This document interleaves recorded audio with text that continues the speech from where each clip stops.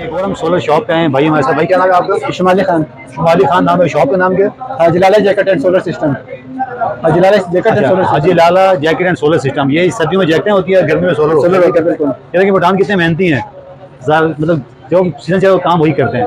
जैसे हम रेट पूछे जरा क्या रेट चल रहा है भाई? अगर एक घर है वहाँ पे जी, 2 पंखे हैं, जी जी एक फ्रिज है, एक टीवी है, बिल्कुल। कितना खर्चे हुए सोलर लगे? सर तकरीबन आपने अगर फ्रिज के बगैर आपने सिस्टम लगाना है, जिस वाला सिस्टम आपका 50,000 तक आप जो है ना 3-4 पंखे और 1-2-3 लाइटें दिन रात आप चला सकते हो। और अगर आप ये फ्रिज भी साथ चलाने तो 1 kW का सिस्टम लगा दो, आप 1 kW के ऊपर आप जो है ना फ्रिज भी चला सकते हो, एसी वाला बल्ब भी आप चला सकते हो, एसी वाला पंखे भी आप चला सकते हो। अगर पानी वाला मोटर होगा ना तो आप ये बकाया चीजें बंद करके तो मोटर वाला पानी भी चला सकते हो। जी मेरा नंबर है 0311 54 93 498। ये मेरा मोबाइल कॉन्टैक्ट नंबर है। मेरा नाम शुमाली खान है, नोल्टी प्लाजा दुकान नंबर 2 बेसमेंट में है।